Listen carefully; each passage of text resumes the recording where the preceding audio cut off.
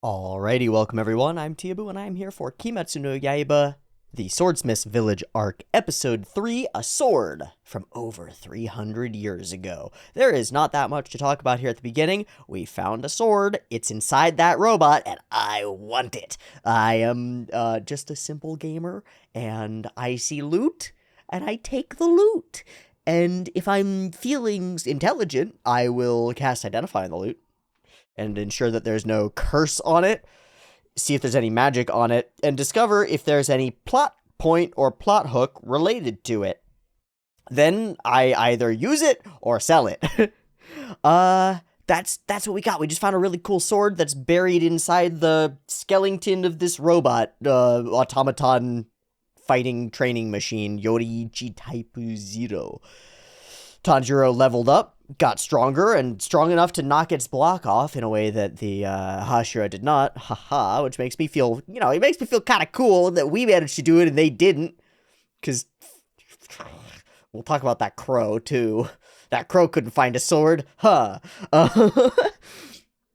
I think of it as a trope. I don't know. I've only seen it a couple of times, but I like the trope of a training implement that contains an artifact in it. It's kind of cool. There's another example to it, of it in Brent Weeks' The Lightbringer Saga, which is a series of novels that I recommend reading. They're weird, but I'd recommend them.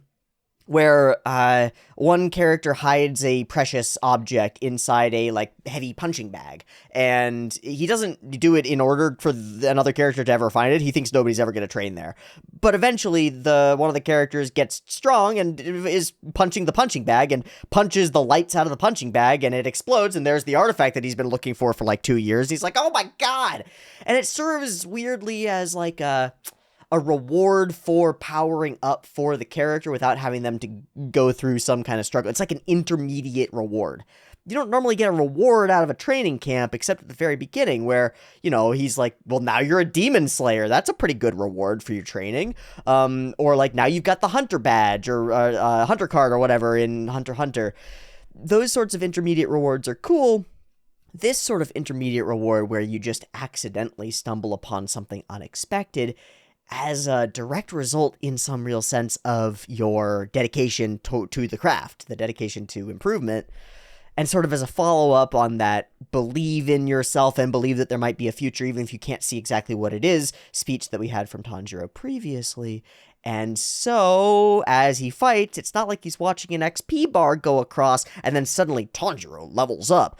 We watch as Tanjiro is leveling up, but it's instead demarcated by this external object, this representation of power and interest and all this stuff that I think probably Tanjiro is not going to get to wield. But it might be the sort of thing where this isn't an unlock for Tanjiro, but instead an unlock for the shop. What I mean is, maybe this sword contains swordsmithing techniques from 300 years ago that we don't know about anymore, and maybe we could unlock super ancient mega battle swordsmithing techniques to get +1 katanas out of Haganezuka-san, right? How cool would that be? We hand over the cool sword to the swordsmiths, we get a lesson in swordsmithing and all the cool, mysterious swordsmithing stuff that they get to do, which I'm still craving. I want all that tradition shit. And we can come out of here with a cool sword that has some of those properties to it without taking a museum piece with us. Because I don't think we're going to end up wielding that blade. It doesn't seem right. In fact, it seems like the kind of thing that might cause some conflict, which is why I've drawn up here a representation of Sword in the Stone from the Arthurian legend, because that's the vibe that I get here. We've got this magical, beautiful sword sticking out of the history, sticking out of the past, and there's a question, and the question is, who, if anyone, is worthy to wield this blade, given its probable importance and meaning, not just to this village, but to the Order of Slayers themselves, and potentially to number one. And I don't mean Riker, I mean number one, who seems to be the swordsman who this thing was based on, but it's not his sword. Probably. Because it looks different than the one that we see in the flashback. So all of that to say that I'm really intrigued by the introduction of an artifact. We haven't really had those, almost at all. Objects with power have not been a thing in our universe, really. We give each of our characters a sword, and we're done. That's it. That's really it. I mean, little things like the cat with the little needle files, those are powerful in some sense. They help Tanjiro move toward his questline, but they're not like magical objects. They're not. It's not a cloak of invisibility or boots of flying or socks of never getting wet socks, which are very powerful, by the way. Don't underestimate the power of socks and never getting wet socks. I would have killed. I'd spent some time hiking up in Alaska and into the Yukon through Canada. It was summer, but we had to ford a couple of streams, and socks get wet. And even wool and neo wool, which are supposed to do really well even when they're wet, don't do great. You still end up chafing, and it's fucked. So don't overlook magical item socks that never get wet. They're really good. I would buy as many of them as I could get my hands on if they existed. Okay, all this to say, I'm intrigued by the sword. The sword is the focus. I want the sword to unlock the village to us. I also am worried that we haven't introduced villains. I wasn't worried about this at first because I actually thought we were introducing the villains. I thought that Yoriichi Type 0 standing there was the villain, and I thought, bam, we're right into it. We're in the scary zone. There's a freaking top-tier moon right there, and that's not the case at all. That's not the case at all. So we still haven't had any inkling of villainousness. No creepy many-legged pot guy. No creepy boy band leader guy. They're the two who've been sent here, right? No, because boy band leader guy got stuck. He got sent. He stayed there. Who else got sent? Oh, it was many-legged pot guy and sad boy. Sad, freaky, anxious. You know, that one. Okay, they still haven't showed up. What's up with that? Where did what villains? Come here. I mean, be careful what you wish for, but villains, mirror. And that's it. That's all I got to say here at the beginning. I want to know what's up with the sword. I'm proud of Tanjiro for being Tanjiro. I'd rather have less of the new Hashira, frankly. Less of him would be good. Zero of his bird would be great. Fuck that bird. Crows don't taste good. If crows tasted good, blackbirds in a pie. Chicken fucking dinner. Oh, rip it limb from limb. Ah. My hatred for that animal knows no bounds. That's it. Let's watch. Kimetsu Season 4, Episode 3, up and ready to go. Beep beep timer. Let's get into it.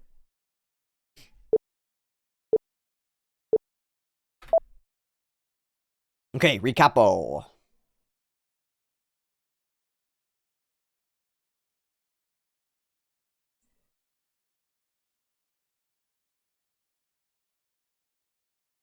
Do it! Fucking do it! Do it!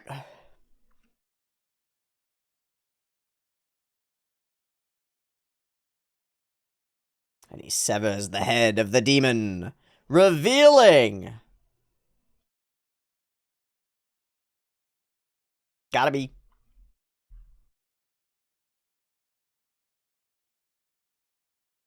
Yeah.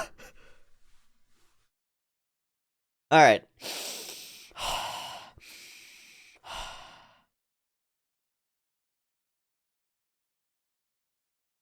Well, we'll see. What?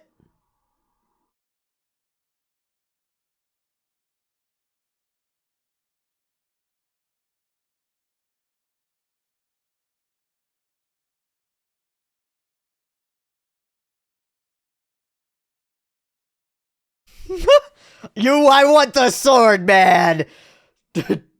Don't fucking lie. Is it broken? Oh my god, it is stained. Oh, and bloody. And rusty. Blah, blah, blah. I thought it was blood at first, sorry. But of course, yeah. Yeah, and it's not stainless steel, it's carbon steel, so...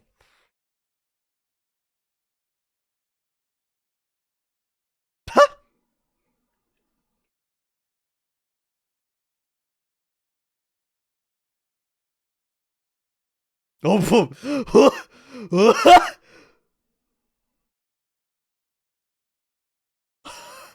no, right?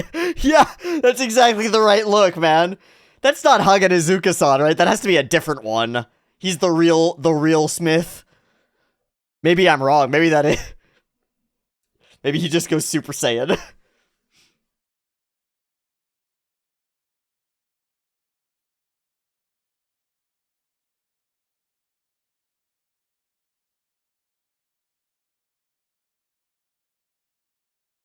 Oh, his sword breaks there. Or does it? I'm not sure.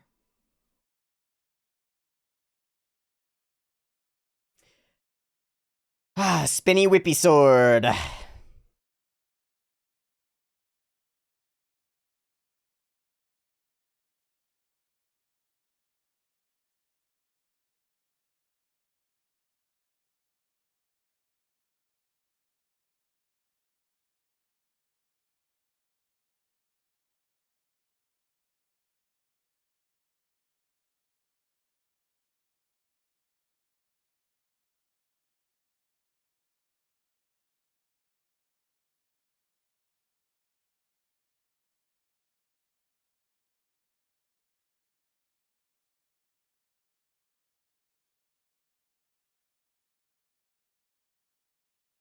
I think I just noticed something that I missed in the OP. When Tanjiro flames on, there's another figure behind him.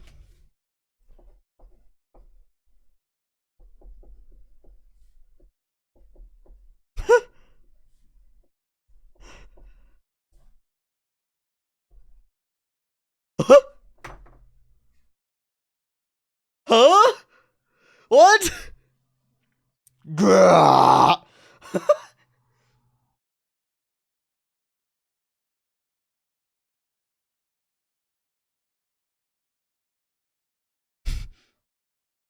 What does that mean?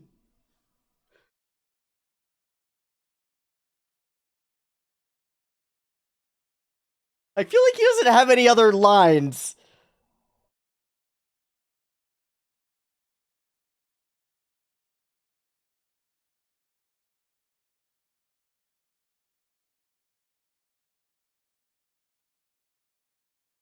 All of it.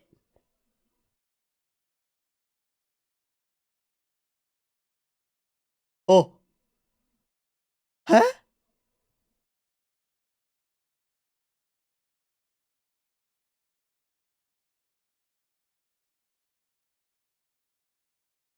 What the what?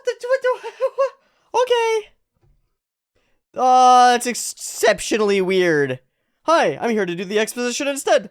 What the fuck? Why is he gigantic? Oh. He's had his own training arc.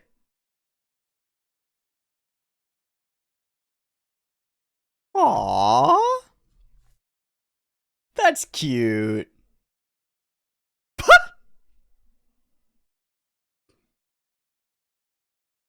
Hmm.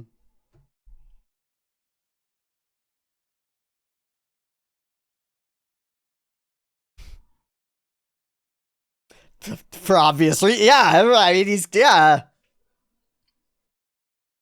Brutal.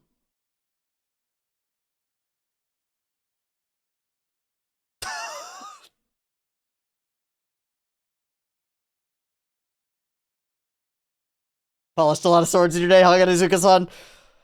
Right, yeah, leave it to me doesn't mean that. Uh...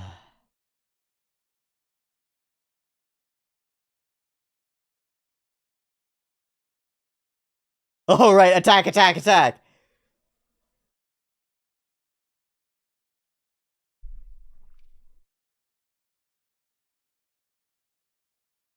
So far, this is missed for me.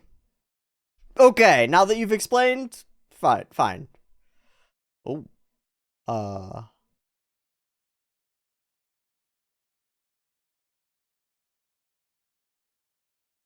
in the meantime, here. 3 days and 3 nights.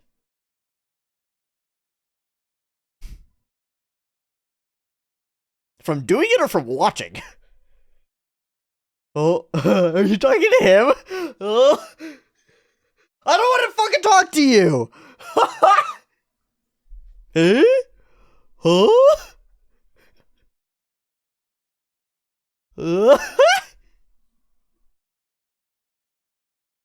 You deserved it.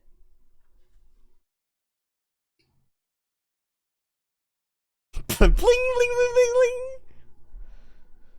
Ah! He really hates you. Oh.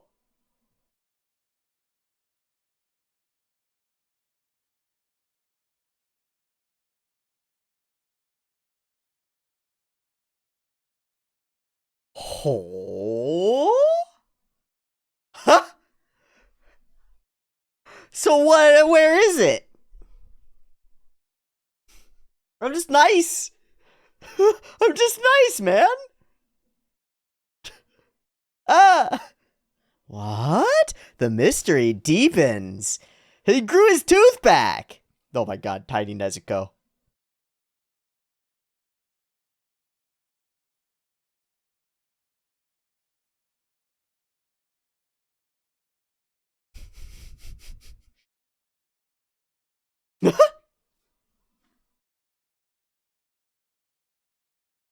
They did say he wasn't eating, so he's been doing something weird. Unless he's a demon. He's like, we're already making strides. He's playing a dating app.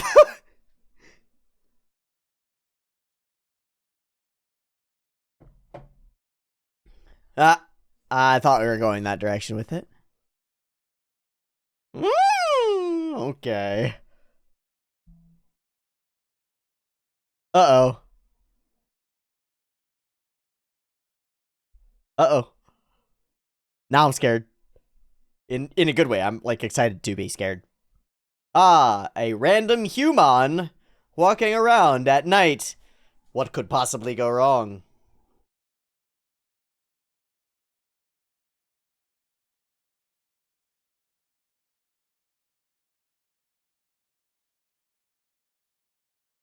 Oh, shit! Here we are. Here we are. There he is. Oh, this is gonna go badly. Ah, it's already a horror sequence. Ah! Oh, it's lovely. Yummy, yummy, yummy. How fun.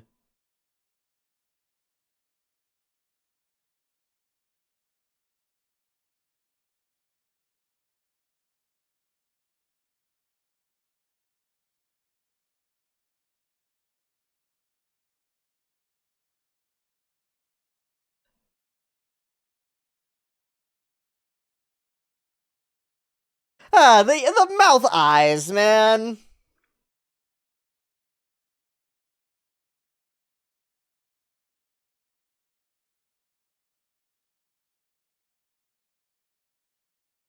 Oh, they're both here.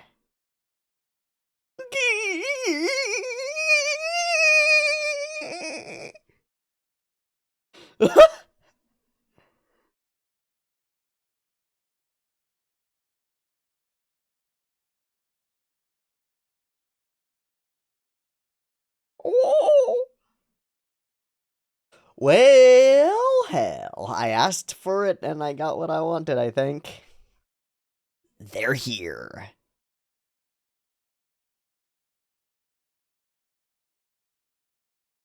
Hi, Genya. So, what's your game, little buddy?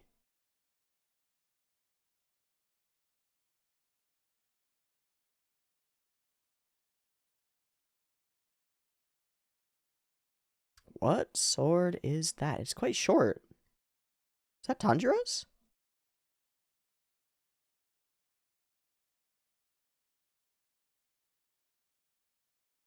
Hey?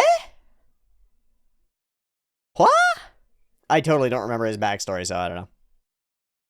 Why?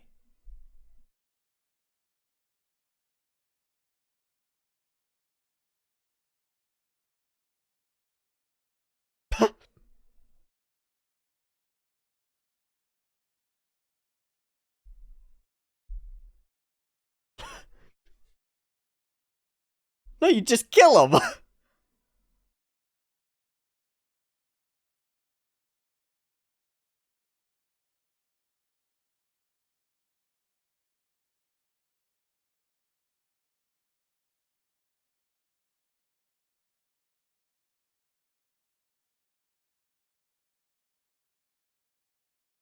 Why no selfish boy?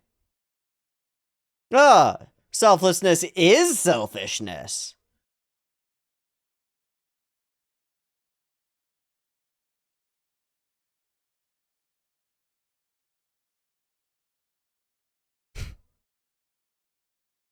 No, no, before that.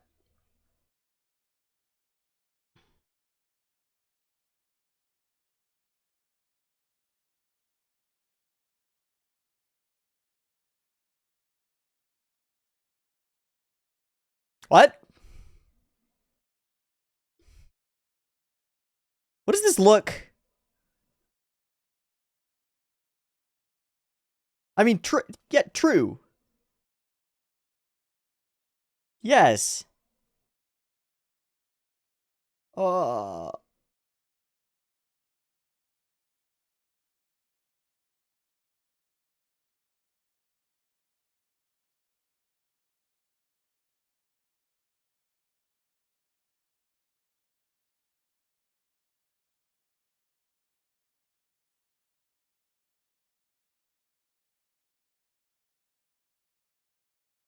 is it a friend or is it a demon?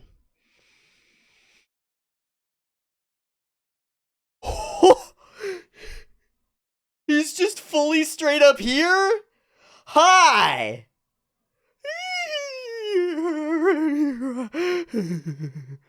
Do not take him lightly, though. Move immediately. No presence, though. No presence, though. Immediately. Swords out. Yeah, he's already going.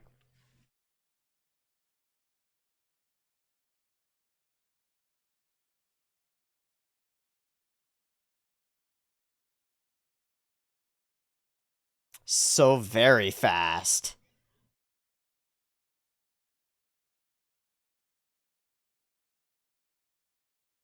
What? Yeah, don't listen to a fucking word he says. First time drawing this blade. Oh my god. Nezugro.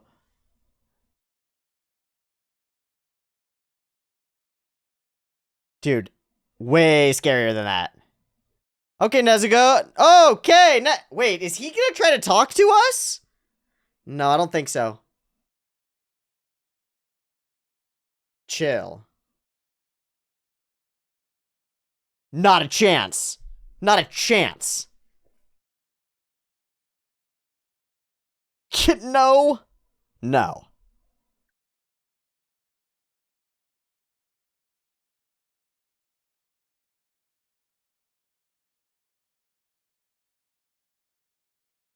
What is he actually? Whoa, the instant rebuild out of the head. What the fuck? What the fuck? Or a second? Yeah. Oh, the other girl body. What the fuck? I don't think so. No, this is different. Whoosh.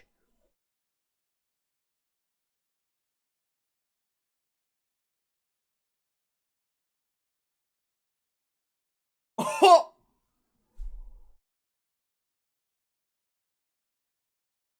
Another fucking duo.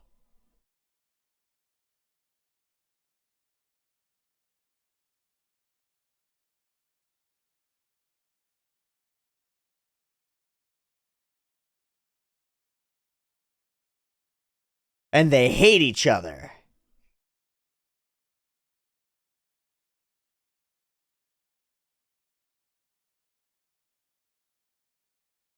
I think it's something more complicated than that, man. Because they're casters, too. Yeah, they're fully casters. This is bad. And he's got the fan.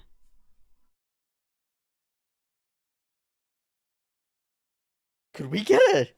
Oh, hi! So what's up with the gun thing? Okay, what now? What is that gonna do to them? Will they just rebuild? It's an anti-demon gun? Alright, man. That's pretty fun. His short blade and a gun.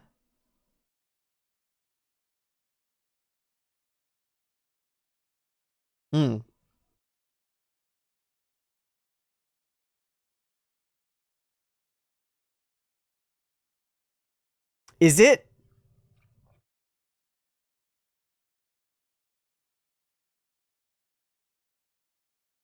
Oh my god, yep. So that's why it ran straight in. How do you even defeat it?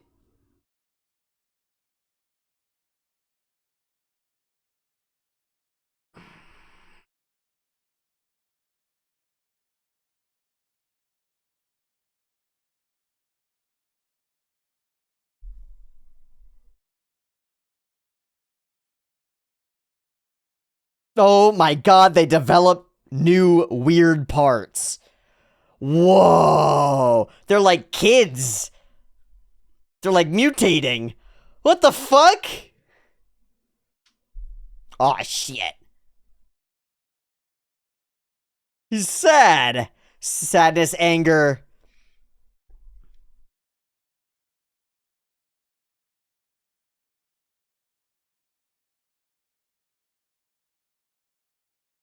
Exceptionally. Where is Miss Hashira?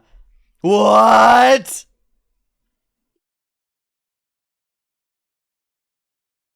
Oh!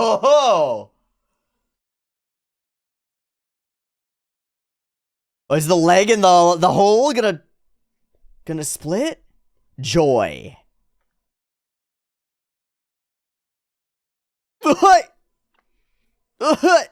All right, watch the freaking arm that you carried. It's gonna be a new friend. I think it's gonna be a new friend. Recovery breaths. Where's Kanroji?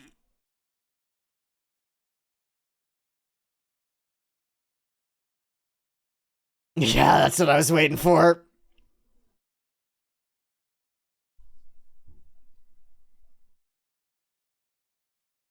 This just got so bad so fast.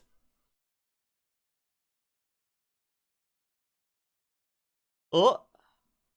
Oh my, what the, nope.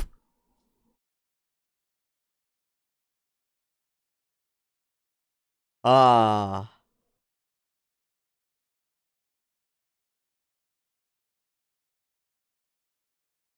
It's real horrifying. Wow. So not Tanjiro. Triage. Not what a hero would do. Now, is he going to remember that conversation, or... He's going to remember Tanjiro's conversation with him? Yeah.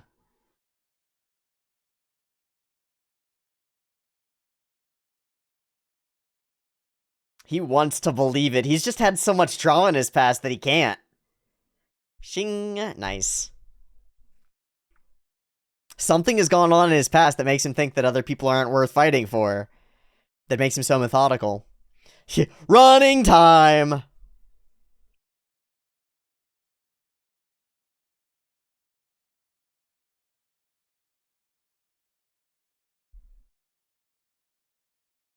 Aww. Aww. It's so cute.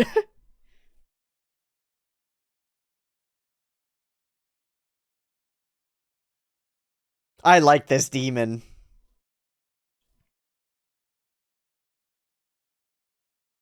I like this demon. It's a good scary one. It keeps splitting Hydra style. It's even more Hydra style than previously. At first I thought it was like, oh no, a rehash. I should have known. I should have known. Not so simple. So I wonder if it has to do with their tongues or something. Maybe it's not so simple. I don't know.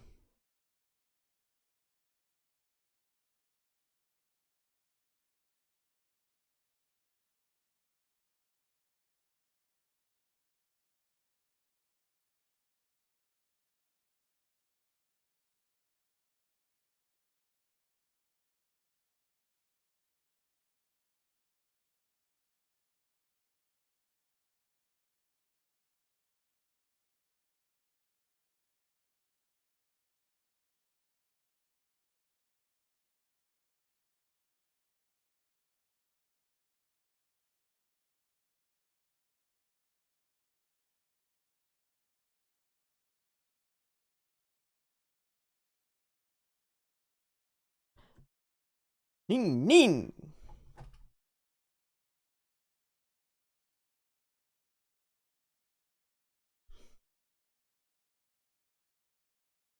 A little bigger.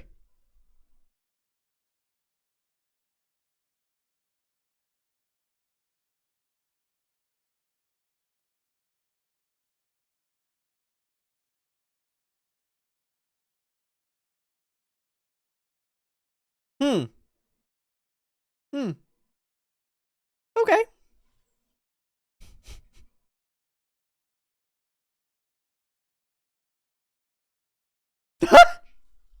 You cannot restrain me with these stupid wind chimes.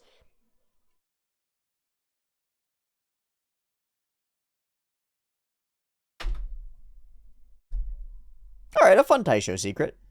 Ooh, baby. First half of this episode doesn't do it for me. Second half of this episode does it for me. It's pretty straightforward, isn't it? I think the reason's pretty straightforward and pretty simple. This whole Haganazuka bit doesn't do it for me. I don't find it very funny. I'll bet it works okay in manga where you can just sort of skim through it, you know? But when it takes up so much time, it becomes a little bit iffy. It's just hard to make it land, and in this case, I just don't think it lands. It's a little, I don't know. I just don't like it. I don't have a good reason for it, and I don't think that that's how this works, is it? It's like if rationality were good enough to explain why a joke doesn't land, then rationality would equivalently be good enough to explain why a joke does land to someone who doesn't find it funny, and it doesn't work that way. You can't explain a joke, and in the same sense, to some degree, you can't explain why a joke doesn't land. I just don't. I find it absurd. I find it ridiculous.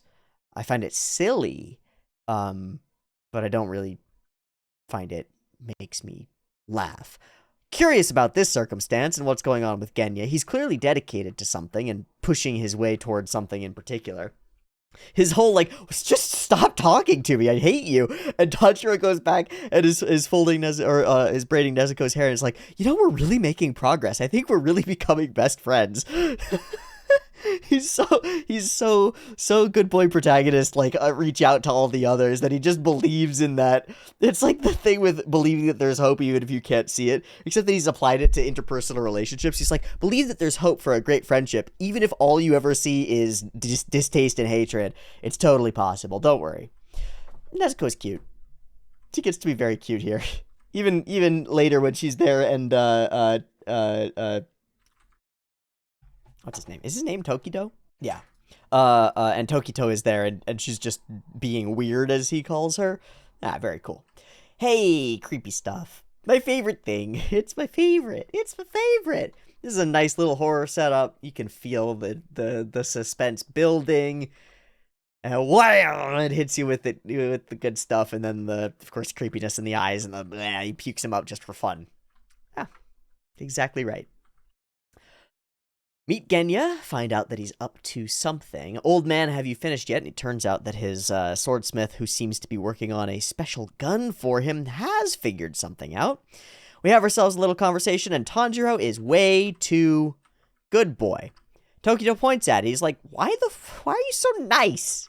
Stop it. No, why aren't you selfish? And Tanjiro's answer is a simple one, but an interesting one. It's the karmic answer and the social answer.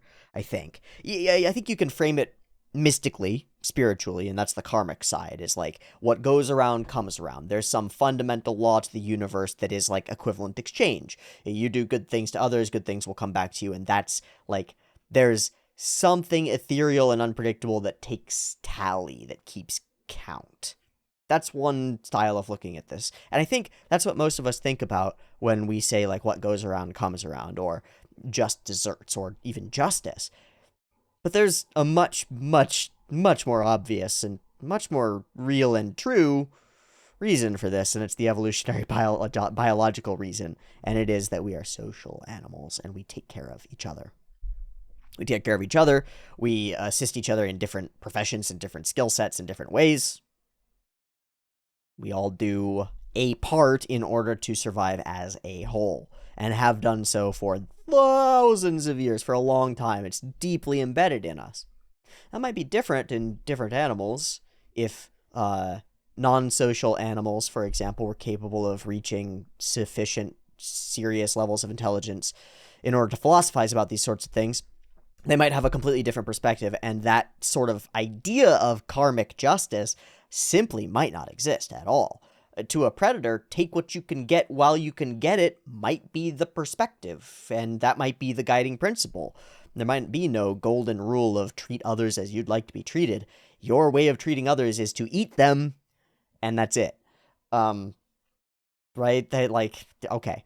So it's deeply ingrained in us, and it's really, really true when you look at it that way. It feels less true. It feels more true in small communities. Because in small communities, you get this sort of direct payout, in some sense. I do something nice for Jimmy. I see Jimmy every fucking day. If I'm mean to Jimmy, Jimmy's not going to treat me very well, and I'm going to have a bad time. If I'm nice to Jimmy, Jimmy will probably be okay with me, at least, and probably will be less likely to kill me on a murderous rampage or whatnot, right? Also, he's probably not going to bump up the prices of sandwiches at Jimmy's sandwich shop and make it so that I can't eat, right? Things like that. That's pretty obvious. It's easy to see when it's in the small community, or like a village, for example, or something like that. It's much harder to see when we go broad scale, when our communities start to become societies, and our societies start to become enormous behemoth nations with so many people that don't even know each other at all, that it feels like, why would I contribute anything? Nobody's going to know to give back to me, right? You can walk down the street and see different set of people every day, and you can infer that, I guess, well, I won't have to play the game of socializing with these people again, so I can treat them all like shit. And I think we do get some of that circumstance in bigger cities. The more people are around, the more lost in a crowd you are, the less of an individual you seem to be, the less repercussions there seem to be for your behavior, the more obvious and more at the forefront, like, not like violence, destruction, but cruelty and meanness and treating other people as means to an end and poorly seems to happen more. I don't know that it necessarily does happen more, but it seems to. And I think maybe we could draw a line there and say that maybe there's this feeling like there's a lack of community or a lack of reciprocity, or even capacity for reciprocity. How will the karmic justice come back to me, especially if I view the world through a rational, anti-spiritual lens where I look with skepticism at any of those things that can't be proven. For example, the idea that if I do good things will happen to me seems disprovable in the real world, and it is. The idea that there's some ethereal entity or body or universal constant that provides on that level doesn't seem rationally correct. But I think it's still correct in a couple of ways. One, big societies are made up of small communities, and whether you think about it as such or not, you are surrounded by a group of people who do intimately and directly affect your well-being. And the way that you treat them does immediately change the course of your life. So, at least you can treat the people around you well. At least when you do things for the others who are immediately in your vicinity, it will come around to help you in the end as well. It kind of has to. It's inevitable. But what about society at large, right? The issue is that you have to live in that society, and you make up a piece of that society. And so the decisions that you make contribute to the nature of that society. And they feel like they don't contribute in a large or meaningful way, but they do. Because everyone else has to make those decisions just like you, and their decision-making process is influenced by your actions. If you act in a kind, believing, selfless manner, they are more likely to do the same, and vice versa. Okay, so if you actually don't worry about good things coming back to you one step later, as might happen in a small community, in a village, right? I give the blacksmith a good deal on steel. He gives me a good deal on nails. We do great, right? Everybody does great, and we have a drink at the pub. That's direct and straightforward in a small community. But what about if it's like 5 steps removed?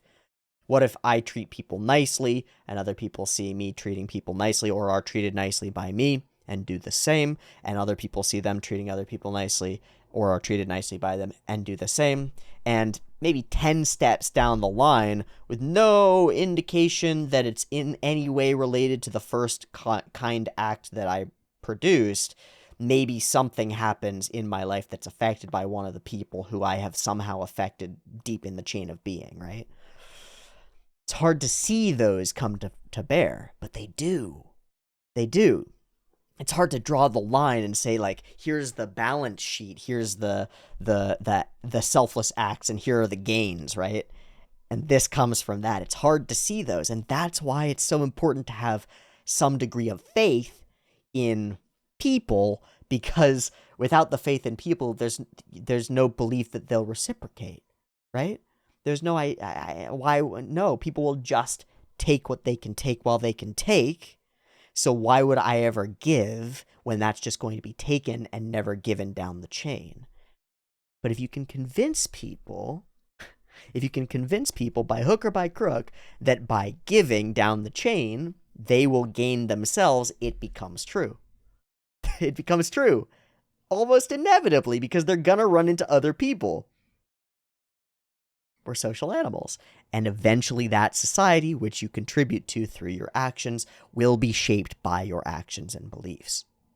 At least infinitesimally, but that's better than nothing, by far. And you can have a much grander impact on your small community. And a small community, all organized toward a purpose, can have an immense impact on the world, which is very powerful. And I don't just necessarily mean a community in terms of the physical people who are near you. That's no longer what that means. It's what it used to mean. It used to mean all the people who are in the same space as you. That's not what it means anymore. Now it means anyone who can communicate with you, and that's everyone. That's everyone. Right? I can post a video on YouTube, and anyone across the world, except I guess in China, if you don't have a firewall, if you don't have a VPN or whatever, mostly everyone all over the world can see the video, and we can form a community there. And I can say things, and those things can impact you. And so that's why I'm doing that. that's why I'm doing that, is because I actually believe this bullshit line that comes from our over-idealistic protagonist is actually fundamental to my worldview and my perspective on reality. Because I think, as silly as it sounds, that these dumb anime videos have an impact on people. The shows that we watch have an impact on people, and the way that we watch them together here on this channel has an impact on people. You, maybe the others who are watching too. I know that it has some impact because some of them tell me. So there is some impact. I know that it has an impact because there are people who have started doing similar things. There are people who have gone gone out on limbs and tried certain things. And those big risks that they've taken, those choices that they've made, are going to impact their lives significantly. And whether that comes back to me or not, and it does, by the way, Patreon linked in the description, doing great. And it does, by the way, come back to me directly, which is amazing. But whether or not it comes back to me directly, long term it comes back to me indirectly. I don't care if people remember my name. I don't care if I have a legacy that is written in history books. I care that the impact that I made actually has an effect on the lives of real people. Whether I know about it or not is irrelevant to me. I don't care. I don't care whether I know about it. I could die, right? I'm going to die. I'm finite. I don't exist forever. But this content might. These reaching outs might. These speeches and moments and conversations might. And those will have much more of an impact for much, much longer on many more people. And all those people, any decisions that they make that have been altered in any way by the things that I've spoken about, if they're impacted in a positive way, which I hope that they are, then the decisions that they make and the repercussions and consequences that they experience, hopefully positive, I hope, will be in some tiny fragment attributable to my efforts. And I don't want praise for that. I don't want certificates of excellence up on the wall. I just want it to happen so that more people have better lives. How cool would that be? I think it would be great. So I'm into this line from Tanjiro, and it seems like Tokito's a little bit into it too, but entirely uncertain what it means. Then he stares at the ceiling for a while, Nezuko wanders around cutely for a while, we stare at each other for a while, and a demon shows up. Holy shit, what the fuck? It's a demon. Cool thing about this, Tokito's already moving, and we get to see that calm demeanor of his become very, very precise, very, very quick to act, and we get to see some of his actual sword-style techniques and stuff with this digital extravaganza that we use for it. It's pretty interesting. We'll see how it looks as we move along. I'm not totally sold on Tokito. I am totally intrigued by this guy. Holy macaroni. I do not like that weird bump on his head tumor thing, and I don't know what the deal is with his get slashed, turn into more of me. He's all emotions. He's all overwhelmed by them, too. And then you split him, and he becomes separated, different emotions. So freaking weird. Nezuko becomes Groako, which is very cool, I think. I like that we got that as a consistent element. We get to kick a moon all over the place until Tokito steps in with a big, victorious slash. And Tanjiro knows that's not good enough. The rebuild is really cool. It reminds me of some great JoJo's moments in some sense, as vampires rebuild themselves. And the new ones are younger and stronger and cooler and way, way weirder. And their powers diversify, which is really scary. That's really scary. I don't even know what the main guy's powers would have been. But this does a perfect demonstration. The silent flip, and then boom! It's like the Biwa causing the change in the interdimensional space sort of thing. One thing happens and everything shifts. And that's this. What? The slow build into the momentum is really cool too. Nezuko grabs us, very good, and I see. So we can see all their different tongues, pleasure and pain or rage, I think. And he jams his staff down. I'm not sure exactly what the symbolism on the staff is, but it is a lightning chaos fest here. And it is bad indeed. Genya shows up and blasts a couple of new special Nichirin shotgun shells? Unclear. And uses his short sword to continue chopping away at these demons, not knowing that what he's doing is only adding to our enemies' numbers. Uh-oh. So, we're going to enter next episode with a whole bunch of new demons all flying around, freaking developing new powers, weird harpy shit, like chimeric mutations. Super interesting and weird. So very sad. And suddenly we are split, spread too thin, and fighting on too many fronts. Meanwhile, Tokito runs by and convinces himself almost that he doesn't need to go and save that little boy because he's not that important. And in some ways, he's right. Now, we don't like this. I don't like this either.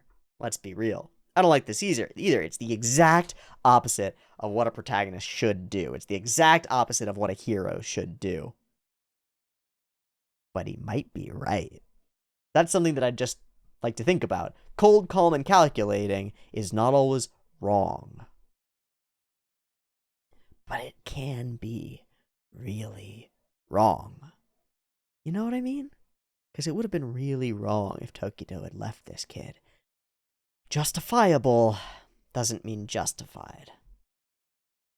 And so, inspired by Tanjiro's line about going around and coming around, seems that Tokito steps in, maybe in order to test that theory out for himself. It seems like he might want to believe in it. It seems like he might not be able to because of real history that we might be able to find out about as we move forward in the story. But for now, he decides to rush in and help. And that's a little bit of a heroic moment from this Misty boy who has not been very heroic so far. And that's pretty cool. Okay, I got what I wanted. The bad guys are here. They just sort of showed up. They're here now, and that's bad. Don't know what's going to go down with the sword. It's being polished, which is cool. And we've got a little bit of time to go until it happens. Genya has revealed his new arsenal. Pew pew. Good for him. We need the other Hashira back, and I don't know what the weak point of this Splitty demon is going to be. I actually really don't know. Maybe it has to do something with the tongues that have been happening, you know? I was wondering what was going on because the main one's eyes weren't like moons, really? So that's curious to me too. Maybe that was just the way that it was shown or the way that it was portrayed to us, but I feel like all of them have a moon on them and I haven't seen his. I don't remember seeing his. Maybe I'm just missing it.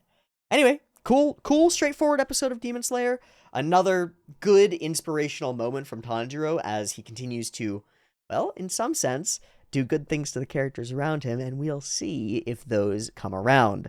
I think we'll get a pretty good thesis for, or set of evidence for Tanjiro's thesis, in that this guy is going to change, and that guy is going to change, and Genya is going to change, and all these characters are going to be influenced by Tanjiro, which will, in turn, influence him, right?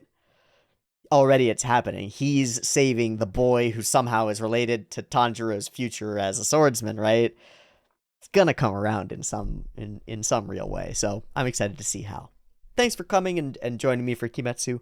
I hope you enjoyed. You can get a little bit of early access on the Patreon linked in the description, and I'll see you otherwise next week for the next episode, where we will catch our characters right in the middle of a battle. See you there. Peace.